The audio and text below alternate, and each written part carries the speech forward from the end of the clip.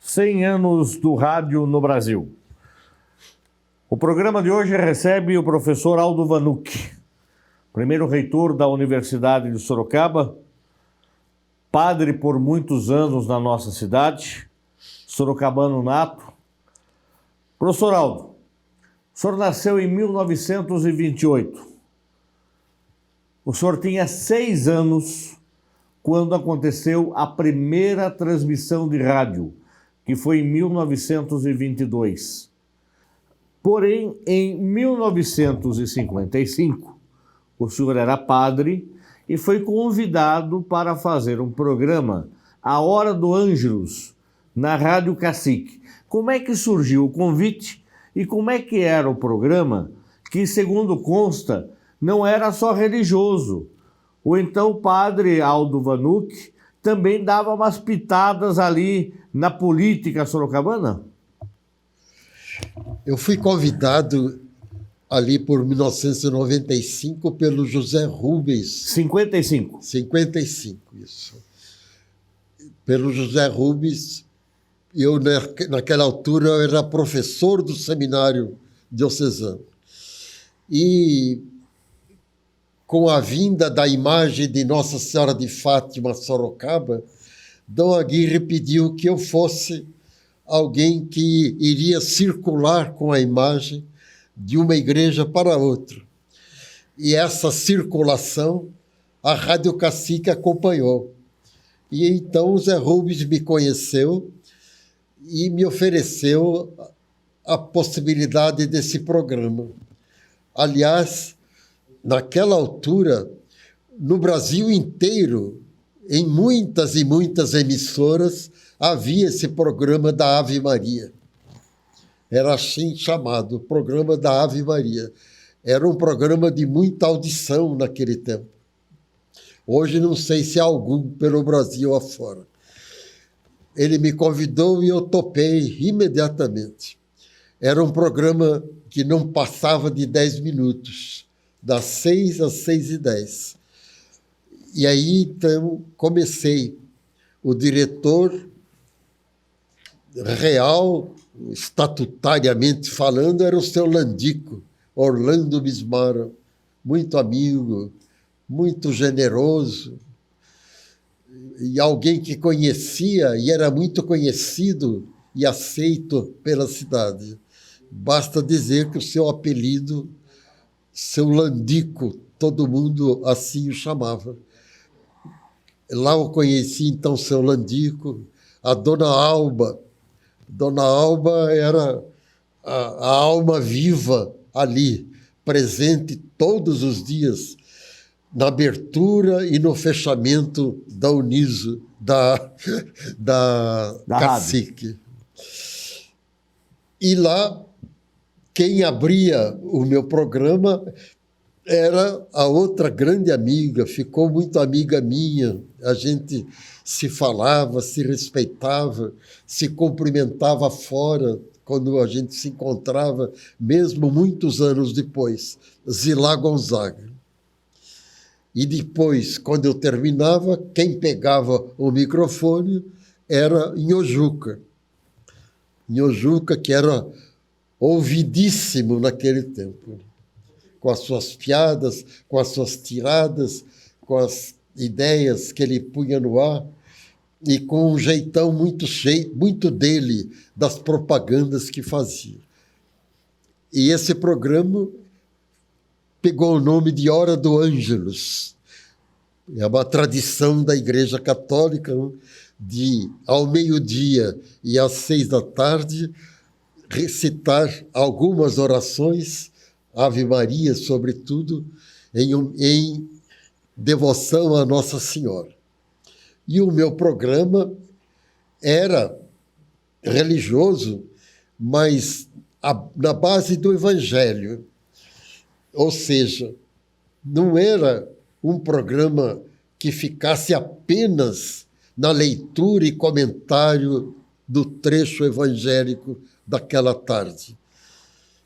Partia de algum ponto do Evangelho para informar e, quem sabe, formar opinião, especialmente da comunidade católica. E por que eu aceitei esse programa? Há um trecho no Evangelho de Mateus, capítulo 10. O ouvinte, que, se quiser, confira.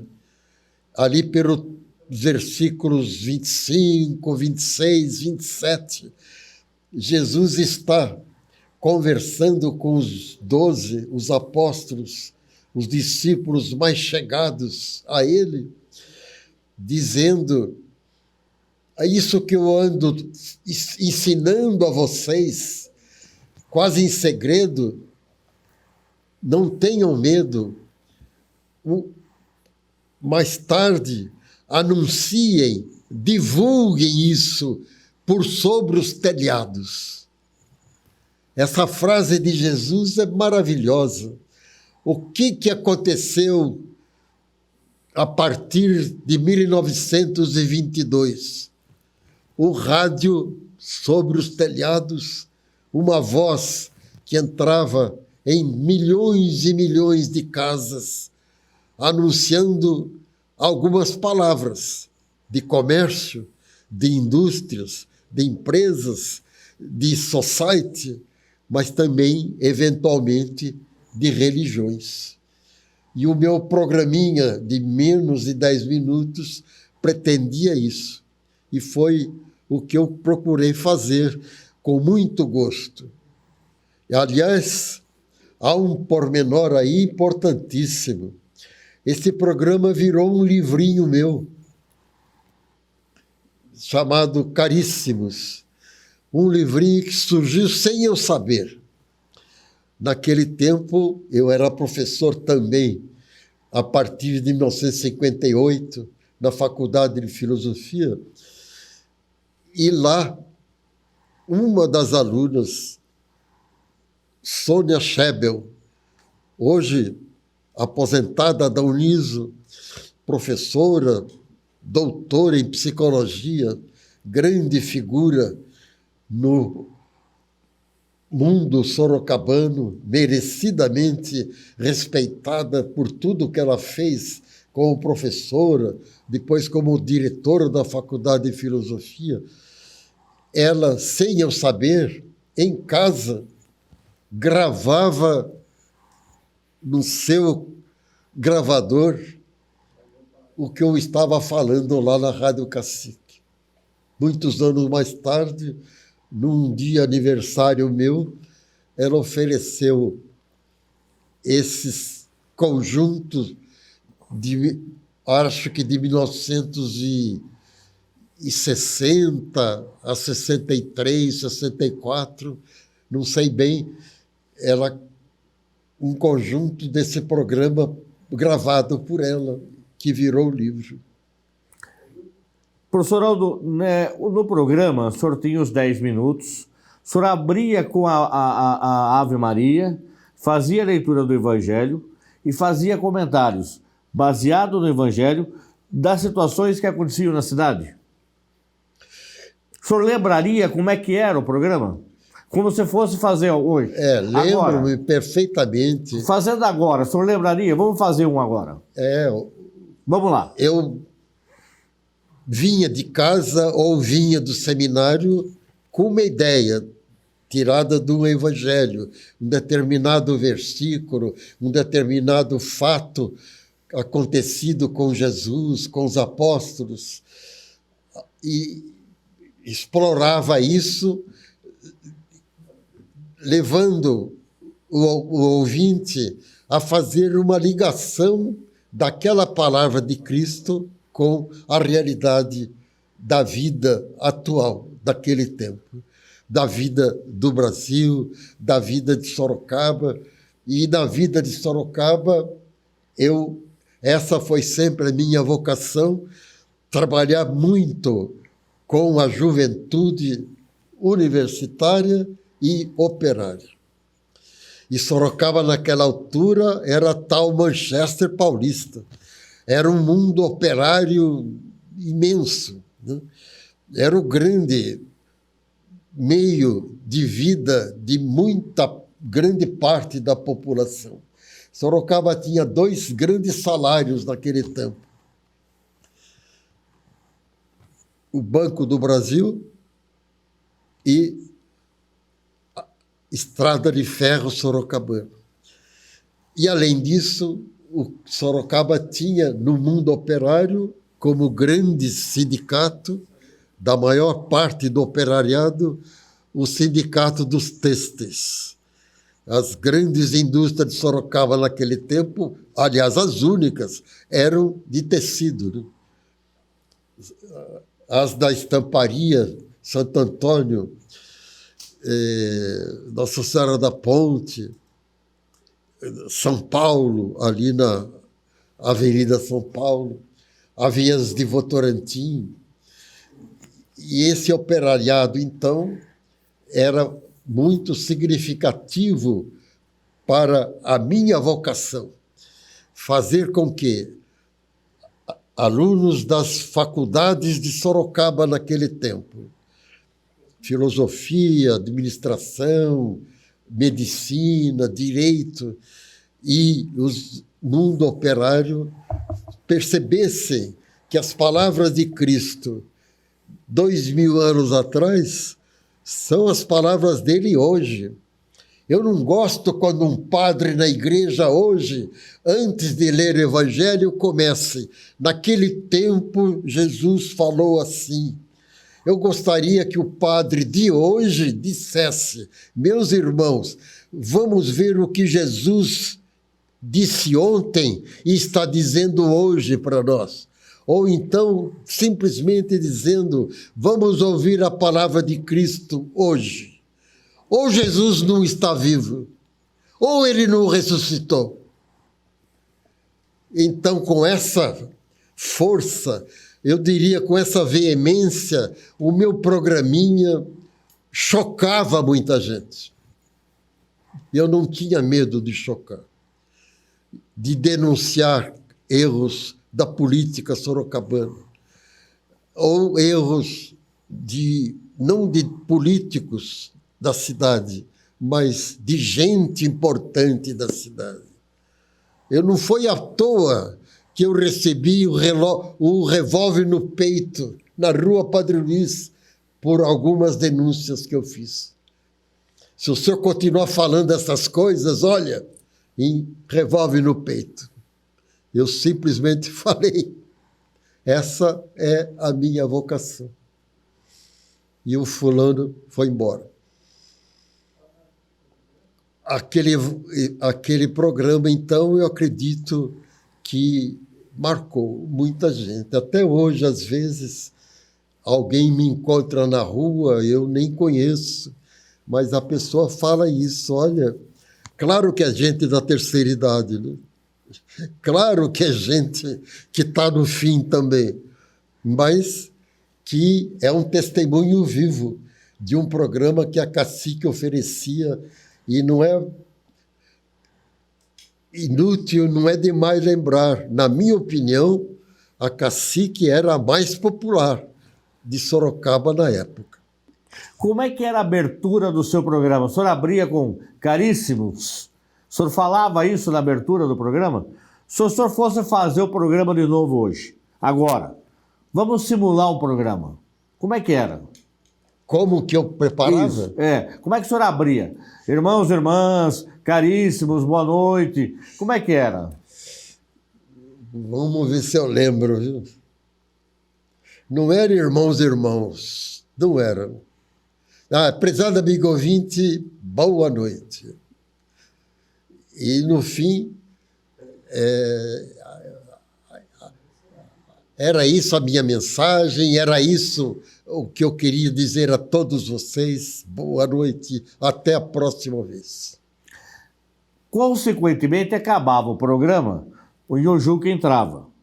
Mas o senhor já ia embora para casa ou ficava ali batendo um papo na rádio ainda? Conheceu o Zilá Gonzaga, o Orlandico, o Zé Rubens Bismara. Tinha um papo antes e depois do programa? Olha, depois do programa, eu evitava qualquer papo.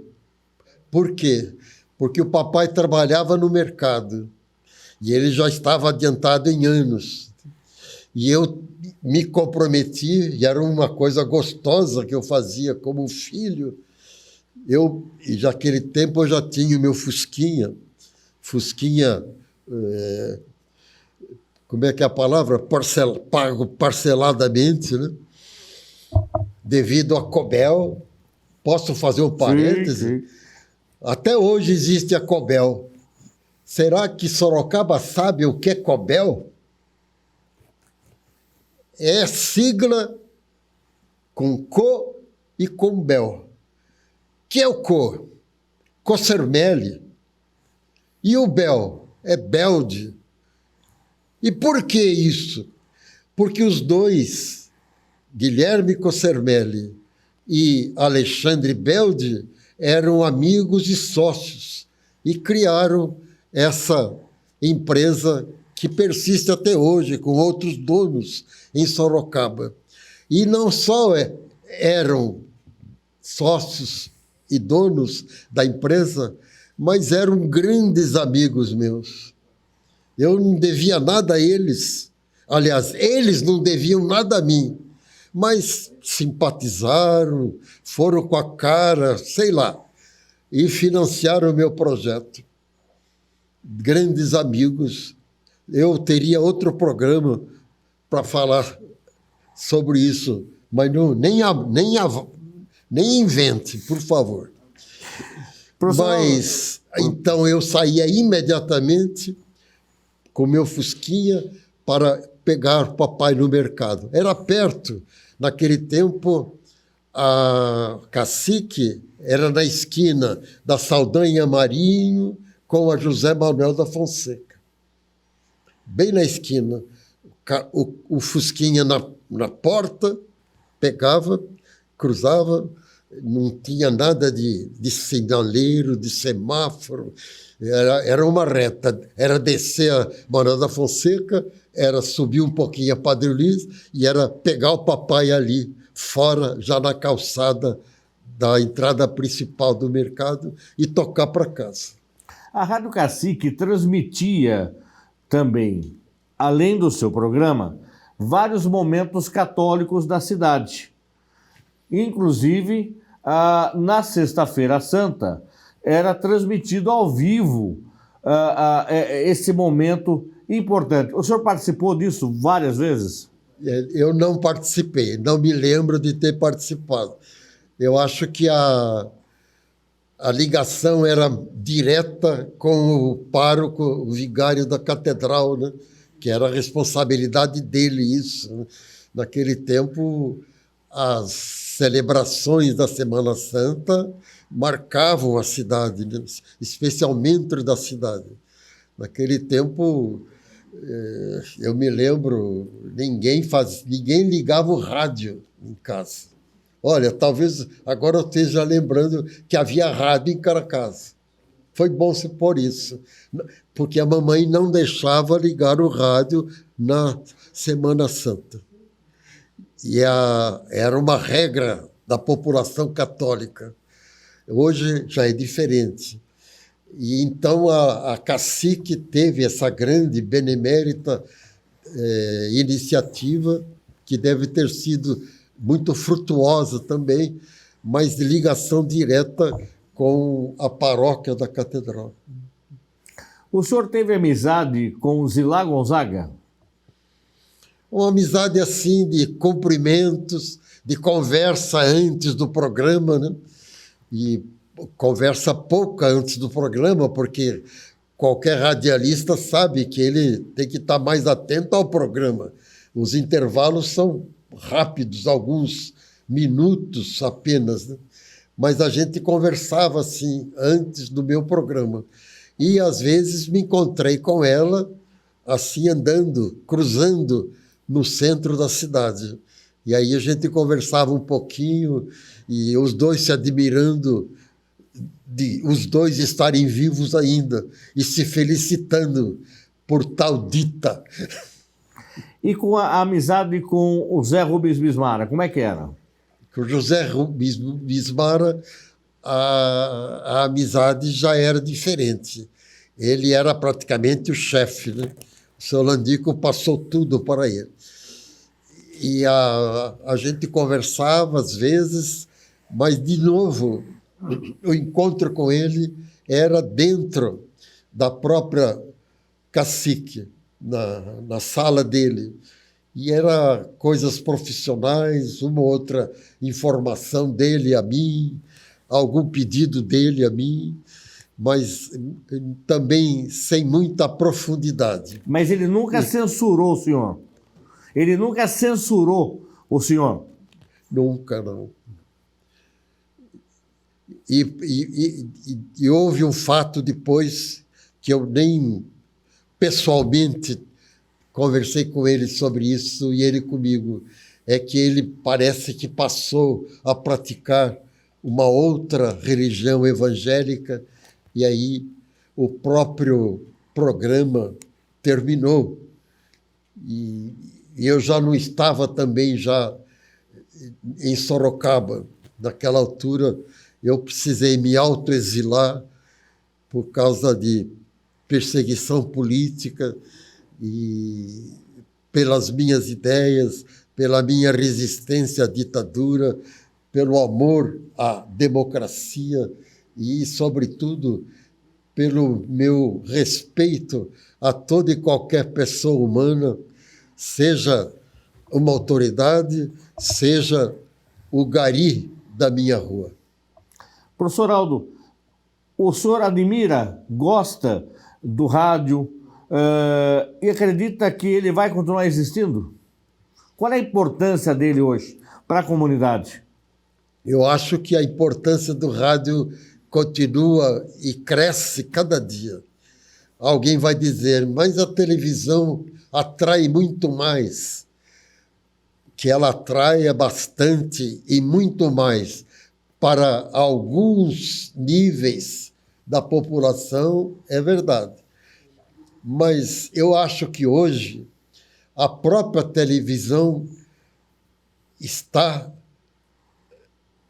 Eu não fico em dúvida se eu entrego o pronome me ou o nós. A televisão hoje está me enfarando ou está nos enfarando. Eu explico. Está me enfarando. Ou seja, não aguento mais tudo que a televisão apresenta. Sabe que eu assisto futebol sem som. Sem som. Mas como? Porque eu já percebi que o que os comentaristas falam tem nada de importante para mim. Modéstia à parte, eu entendo de futebol. Não só joguei futebol, como ouvi futebol no rádio, ouvi futebol na televisão. Tinha rádio no meu Fusquinha. Não aguento mais, então, futebol com som. Eu sei o que o jogador vai fazer, gente. Eu sei. Poucas vezes me engano. Para que lado ele vai passar a bola? Aliás, não estou falando nenhuma coisa própria minha. Muita gente sabe de futebol mais que eu ainda. Mais que eu. Outra coisa, e jornal? E jornal, você assiste? Olha, assisto pouco. E sabe o que eu faço? Ultimamente eu ligo televisão. Jovem Pan é 576, se não me engano. CNN, 577. E Bandeirantes, 579. E 540 Globo News. E o que eu faço? Controle na mão, sem som, como assim, sem som para ver jornal? Eu fico lendo as manchetes. Um pouco, vou pulando, né? São 4 canais, gente. Dá para saber muita coisa do Brasil e do mundo. Mas se só acredita na manchete direta, não acredito na manchete direta. Mas eu me pergunto sobre a manchete direta. Eu acho que a televisão, então, é vista por muita gente, mas acho que muita gente é engolida por muita gente. Não é que eu esteja me sobreestimando, gente. Eu só agradeço a Deus porque eu tive educação, formação para ter essa capacidade. Não é dom meu, não é coisa minha, pessoal. É algo fruto de trabalho dos outros sobre a minha cachola. E aí o meu bestunto, a minha cachola, conseguiu aprender alguma coisa. E eu procuro usar esse cérebro para coisas mais aproveitáveis possíveis.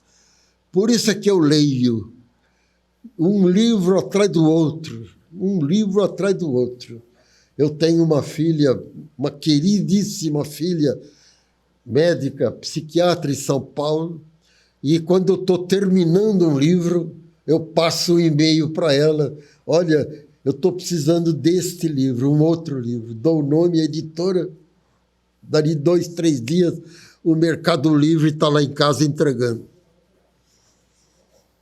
Ou seja, o rádio, a televisão, do celular eu nem falo.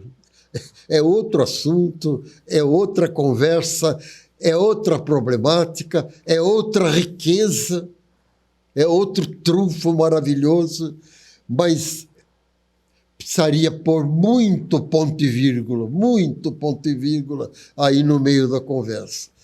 Então, eu acho que o rádio sobrepuja todos os outros meios se você olha o cotidiano do brasileiro. Eu vivi na Europa bons anos, 5 na Itália, 2 na Suíça, meses na França, na Bélgica, e eu via, pegando táxi por lá, o motorista com o rádio ligado ouvindo. Ou quando não estava com rádio, quando eu chegava, sentava, e sempre sentei na frente, nunca fui senhor doutor para sentar atrás. Uma vez eu notei, lá na Suíça, o cara estava lendo O Estrangeiro, de Albert Camus, um grande livro, um grande romance, um grande filme. Sugiro a qualquer ouvinte, O Estrangeiro. O rádio no Brasil é, no cotidiano, no res do chão, você pode ter certeza, é muito mais usado do que a televisão. O caminhoneiro, o taxista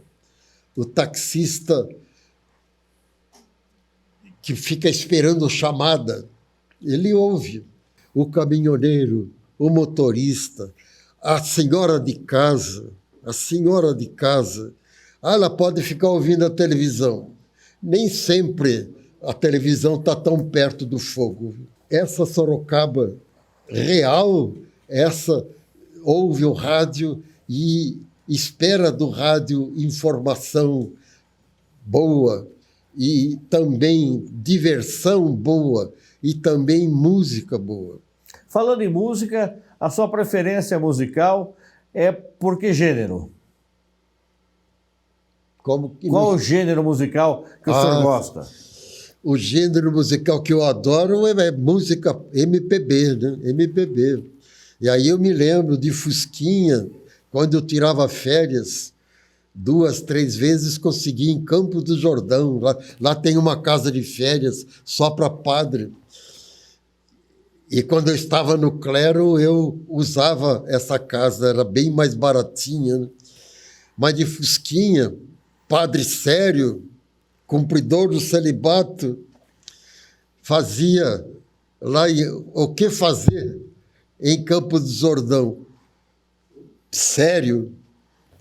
Eu pegava o fusquinha e ia aos pontos assim. Procurei conhecer bem a cidade e conhecia. Quando chegava em algum ponto mais gostoso, bem mais tranquilo, sem gente, jovem guarda, eu quero mais ter 1 milhão de amigos e por aí fora. Ou então Roberto Carlos sozinho. Esta é a minha canção. E por aí vai. Ficava cantarolando, né? E até hoje eu adoro, e infelizmente, poucas vezes eu vejo, primeiro porque não tenho rádio, e segundo porque na televisão, quando aparece musical, não é coisa do meu gosto. Mas respeito quem goste, tem direito de gostar de rock, de funk, de E as músicas, rap, etc. E as músicas italianas? O senhor A também música italiana, o senhor tem palhinha de música italiana aí? Da música italiana, foi bom você lembrar. Eu trouxe da Itália muita coisa gravada, né? Muita coisa. Eu vivia lá na televisão, onde a gente morava lá, frequentando a universidade, nós tínhamos o tal Colégio Pio Brasileiro, onde nós éramos uns 100, mais ou menos, padres ou gente que ainda ia se formar padre. E à noite a gente via televisão e havia os grandes programas da música italiana, o Festival de Sanremo, a gente acompanhava inteirinho. E a gente conhecia os cantores, né? Mina, Cláudia Cardinale, artista, aliás, Lucio Dalla. O senhor lembra de uma música italiana para cantar? Sérgio Endrigo, especialmente. O senhor lembra de um trechinho de uma música italiana para cantar para gente?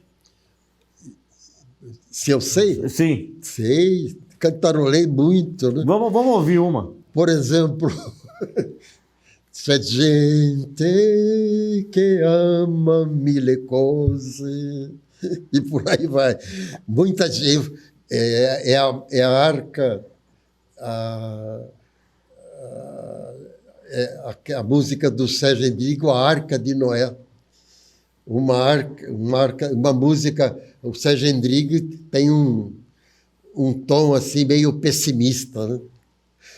Mas essa Arca de Noé, inclusive, eu fiz uma versão livre e foi aproveitada na formatura precisamente dessa ex-aluna minha, Sônia Schébio, e foi cantada na catedral. O senhor lembra? Era precisamente isso, quando o estribilho da Arca de Noé, do Sérgio Endrigo, diz que, me lembro agora, mas diz que a Arca de Noé, como todo mundo sabe, reuniu muitos animais, todos representantes dos animais da terra. Mas o Sérgio Endrigo diz, nada disso aproveitou para o homem, uma coisa assim. E eu, no meu estribilho da Arca de Noé que eu fiz, eu falo, como é lindo estar vivendo. Do outro ao contrário. Né? Obrigado, professor Aldo, por um pouco mais da sua história. Você percebeu, amigo ouvinte, que eu falei pouco do rádio tecnicamente. Mas é que, primeiro, eu não tenho rádio hoje. Segundo, em toda a minha vida de padre, entre parênteses, eu sou padre sempre. Eu não gosto que me chamem de ex-padre. Padre é padre para sempre. Como você foi batizado e é batizado para sempre.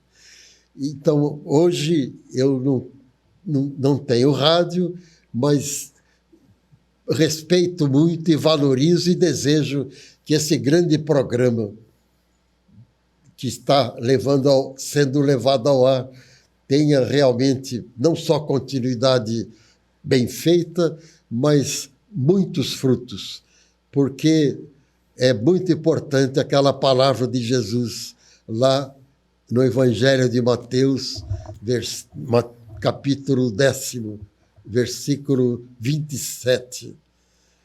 Anunciai esta minha palavra, não só em segredo em particular, mas por cima dos telhados.